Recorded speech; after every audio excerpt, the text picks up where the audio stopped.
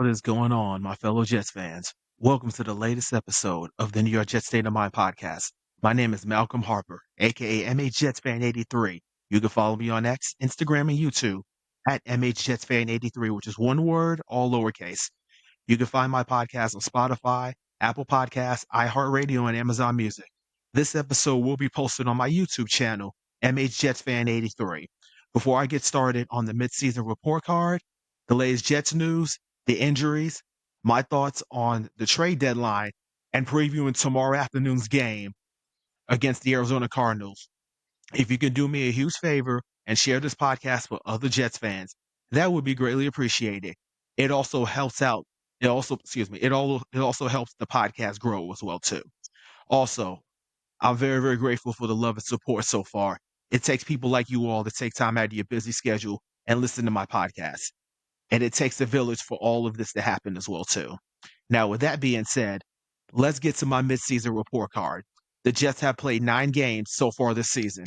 I've been listening to other Jet podcasters to see what their opinions, their grades are.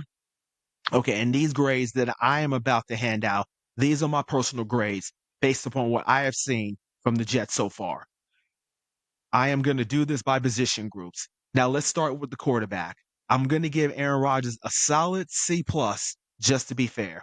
I honestly believe in the first quarter of the season, he was not trusting his Achilles, not to mention the fact that the receivers were not on the same page, especially Garrett Wilson early on. Also, the interceptions were inexcusable, especially the pick six and the interception that happened at the end of the game against the Minnesota Vikings in London. I will say the home game on Thursday Night Football in Week 3 against the New England Patriots, where he was very, very efficient with the football. You saw a glimpse of the old Aaron Rodgers in that game. I was also hoping that he was going to end the streak of not having the 300-yard passing game. But the streak right now, as I'm talking to you right now, is 32 straight games, including the playoffs. Now, hopefully, with the start of the second half of the year, he can finally go and break that streak. I also want to see more tempo and throw some play action as well too. Can we see a lot? Can we see some of that? That would be nice. Okay, now moving on to the running backs. I'm going to give this grade a solid B. Brees Hall has underachieved from a rushing standpoint so far, but from a receiving standpoint, he is on pace surpassing the season total from last year of 76 catches for 591 yards receiving and 4 touchdowns. Right now, through 9 games, he has 35 catches for 327 yards and a touchdown. I think that Aaron Rodgers is finally figuring out how to use Brees Hall as a receiver in the passing game. I also want to give a huge shout out to Braylon Allen. Braylon Allen has come through in the clutch so far during this season as a rookie. Also, give offensive coordinator Todd Downing some credit for trusting him in short yardage situation. The Jets need to put him along with Brees Hall in the same game in formation. When that ends up happening, great things always happen both when they're both on the field. Let's move over to the wide receivers, and I'm going to give this grade a B minus because of the drop passes. And I also want to give shout out to Garrett Wilson. This week, the NFL named him the AFC Offensive Player of the Week. And according to Dennis Wozniak, the beat writer for the Jets for the Associated Press, he is the 4th Jets wide receiver to win the award. Joining Brandon Marshall, he won it in Week 13 in 2015. Al Toon in Week 8 in 1990. And Wesley Walker, Week 3, 1986. That's a pretty good company right there. So hopefully Garrett Wilson can actually go and basically duplicate what he has done in the next couple of weeks. Now, getting Devontae Adams in the trade, that has helped out as well too. So the defensive coordinator and the defensive coaches have to game plan for both of them. And like Aaron Rodgers said in his press conference this week, pick your poison between Devontae or Garrett. Now, let's move on to the tight ends. And I am going to give this grade a C because they're not utilizing the position that much, especially in the middle of the field. Now that we have Devontae Adams and Garrett Wilson on the outside, possibly being double teamed, A-Rod needs to actually use Tyler Conklin, Jeremy Ruckert, and Ken Uboa a lot more in the passing game.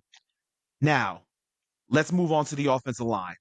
And I'm going to give this grade a B only because the pass protection has been a lot better than I actually thought. The Jets are 14th in passing yards, averaging 221 yards per game. The blocking for the running game needs to be better in the second half of the season. Right now, the Jets are ranked second to dead last, which is 30th in rushing yards, only averaging 91 yards a game. Tyron Smith has played all 9 games so far. To me, I think he's been inconsistent. John Simpson has been solid when he's healthy, and so is our center, Joe Tittman. And AVT cannot stay on the field since his rookie year. And then I want to give a huge shout out to Morgan Moses for being a true warrior. I saw his press conference this week, and he said he is dealing with a multiple injuries. He has a small fracture, he has a grade 2 MCL tear, and he has a meniscus injury in his knee. Wow, I respect players like that. And I want to give an honorable mention to Olu Fashanu, the first round pick that we ended up picking up with the 11th overall pick in this past April's draft. For him to get thrown in the fire and play guard after Jake Hansen goes down with a hamstring injury in the last game against the Houston Texans and never ever played the position of guard in his life, whether it was high school, college, and the pros, tells you everything you need to know how great of a guy he is putting the team first. Now, enough with the offense. Now let's switch over to the defensive side of the ball. Let's go to the defense line. And this grade that I'm going to give them, I'm going to give them a D plus, only because the run defense has been terrible and the penalties. Now, losing John Franklin Myers, Bryce Hall, and not picking up Quentin Jefferson when the Browns released him this week, which, by the way, he was actually signed by the Buffalo Bills. And then Jermaine Johnson tearing his Achilles in week 2 against the Tennessee Titans. That also hurt as well, too.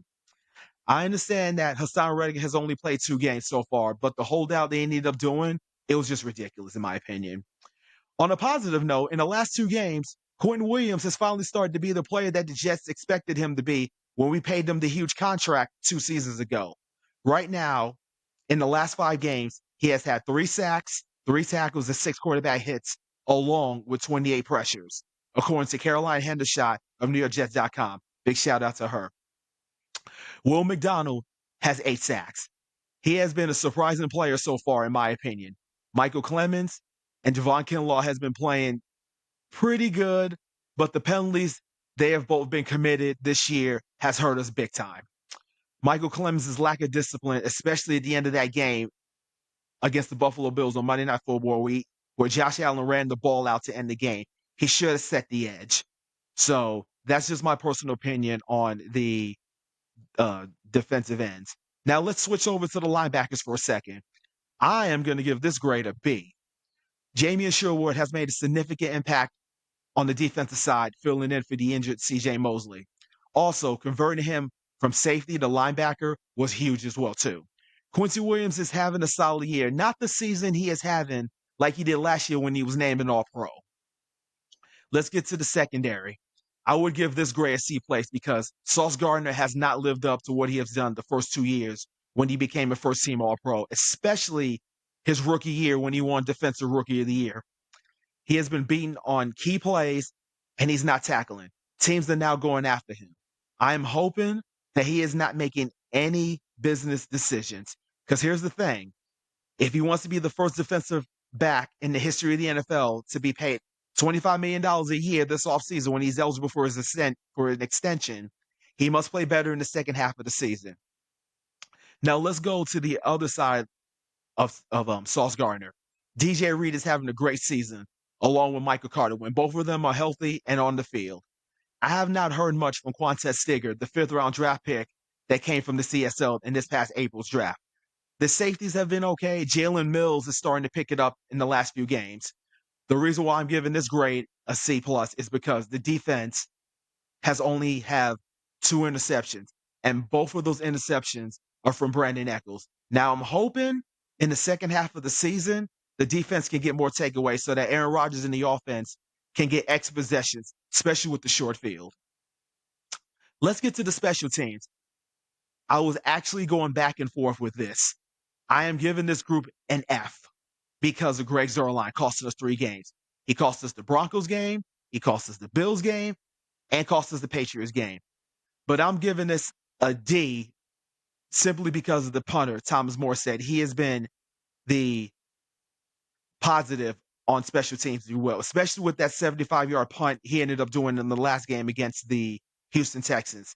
Right now, he has 13 punts of inside the 20-yard line. Good thing Riley Patterson did make all 3 of his extra points in the last game against the Houston Texans. Which, by the way, speaking of Riley Patterson, the Jets basically released him and then signed Spencer Schrader to the practice squad. And today, he was just elevated to the active roster from the practice squad for tomorrow's game against the Arizona Cardinals. Okay, enough with my midseason grades.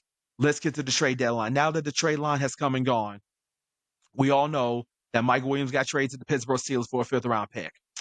Honestly, I really believe he was not going to get traded, but at the same time, the writing was on the wall after Aaron Rodgers called him out after the loss to the Buffalo Bills for running the wrong route. Not to mention the fact that after that happened, he was basically invisible to Aaron Rodgers after the game. So, with that being said, with Alan Lazard coming back from the IR on December the 8th, that gives Malachi Corley and Xavier Gibson more opportunities. Okay, enough of the trade deadline. Now let's get to my coaching grade for this. Then get to the coaching when we get back to the midseason report card. I'm going to give this grade a D because the coaching staff needs to be called out for these penalties. The Jets right now leads the NFL in penalty yards with 650. You're basically giving free yards to the opposition. I have to go and shake my head on this one because the Jets have been so undisciplined. The personal fouls, the pre-snap penalties have kept us from winning some of these games. Not only winning these games, but just trying to stay in these games to try to win these games. But I will say, from a coaching's perspective, the one positive I will say is that new offense coordinator Todd Downing has done a lot better than Nathaniel Hackett. And let's hope the grades that ended up getting for the first half of the season, they'll be better once the season is over with. Now, let's move on to the latest Jets news. Now, after watching Joe Douglas's press conference this week, he looks defeated.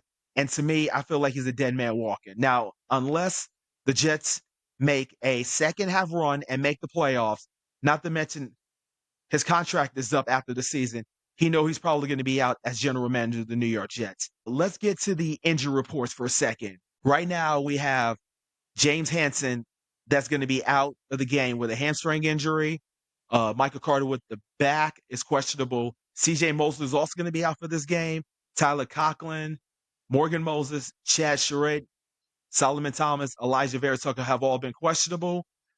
And John Simpson, Tyron Smith, Tony Adams, Ashton Davis, and Aaron Rodgers are all full. So all of them are going to be good to go. Now, with the injuries being in the rearview mirror, now let's get to Sunday's game against the Arizona Cardinals. The opening line number, according to ESPN Bet, the Cardinals were a favorite as -1.5. The over-under is 46.5. This has been fluctuating from -1 in favor of the Cardinals to basically becoming a pick'em game. Right now, according to the ESPN Bet, the Jets are favored at -2. And here are my keys to tomorrow afternoon's game. The first thing we have to do is stop the run. In the last game that the Arizona Cardinals ended up playing, they have ran for 213 yards on 34 carries. That is 6.3 yards a carry. So the Jets defense has their work cut out for them. My next key to this game is keeping Kyler Murray in the pocket. The defensive line for the Jets must be disciplined in their gap assignments, especially the defensive ends. They have to go and set the edge. Containment, containment, containment. If I was the Jets defense coordinator, which is Jeff Ulbrich, obviously is the head coach as well too, I would go and put a linebacker as a QB spy on Murray especially in 3rd and long, just in case he actually ends up getting out of the pocket. So right now, the Jets are second in the league with 31 sacks. And my next key to the game is keeping Aaron Rodgers upright. Hopefully, when we saw at the second half of last week's game against the Houston Texans, that'd be a sign of things to come. I also want to see the running game get a lot more involved as well. More Brees Hall, more Braylon Allen, especially in short yard situations, as I mentioned. With Adams and Wilson on the outside, I want to see more trick plays, especially with Malachi Corley. Also, can we please put the tight ends, get them involved in the game? And then, as I mentioned when I read off the injury list for the offensive line, look like we're going to have all 5 starters on the offensive line returning to this game tomorrow against the Arizona Cardinals. So that is going to be a great thing. So again, let's go and keep Aaron Rodgers upright, more running, and more trick plays with Malachi Corley. Okay, here's my next keys to the game. Win the takeaway battle. The Cardinals in the last game, they were +2 last week against the Chicago Bears in takeaways. If the Jets win the takeaway game, we will win this game, which leads me to my last and most important key in winning this game tomorrow. Limit the penalties. I was looking at the box score, and the Cardinals only had 2 penalties for 15 yards. The Cardinals are tied with the Bengals in the league with the fewest penalties with 41, whereas the Jets are 31st in penalties with 72. If the Jets do not beat themselves with these penalties, they have a chance to win this game. And here's my prediction for tomorrow's game. I'm going to take the Jets covering the two covering the spread at -2 at -2, and I'm going to say 31-24 in a high scoring game. It would not surprise me at all when it comes down to a pick'em game once kickoff starts. The Cardinals are on the 3-game winning streak, and they're due for a loss at some point. So the Jets will win this game and go 4-6. And as I was looking at NFL.com at the playoff picture, the Jets are 10th right now in the AFC. Currently, the Jets have a 27% chance of making the playoffs. If they lose to the Cardinals on tomorrow, their playoff probability will go down to 16%. If they win on Sunday, then the playoff probability will go up to a 34% chance. So this is a huge game for the Jets. And at this point in the season, there is no margin of error if the Jets want to make the rest of the season very, very interesting. Now, as I'm recording this on a Saturday, the Bengals ended up losing. So that ended up making it very, very interesting for us. So let's hope that the Jets can actually go and take care of business and not start out flat after a long layoff. Okay, so before I get on out of here for the rest of the weekend, let me get to my favorite part of my podcast. And you guys know what it is. New follower shout out. As I always said, I am a man of the people on this podcast. Each new follower that follows me either on X, Instagram, and YouTube, you will get a shout out from me. So with that being said, I want to give a shout out to the new followers that follow me on Instagram. Latin Lover 1 and Medium Mall Rat. I want to give a shout out to the new follower that follow me on X. NYJets_SitRep. And on a side note, make sure you actually follow the New York Jets Situation Reports YouTube channel. And on that note, I am signing off. Again, I cannot thank you all enough for supporting me on this podcast. If you are listening to this podcast for the first time, please do me a favor, wherever you are listening at, and whatever device you're listening to, please go to X, Instagram, and YouTube and go to the search box and type in my name, MHJetsFan83, which is one word, all lowercase. Again, once I'm done, this episode will be posted on Spotify, Apple Podcasts, iHeartRadio, and Amazon Music. I will be posting the video version of my podcast on my YouTube page, as I mentioned earlier. I am going to be back next week to break down what happened. So until then, enjoy the rest of your weekend, and let's hope for a 2-game winning streak. And as always, Jets, Jets, Jets. Take care.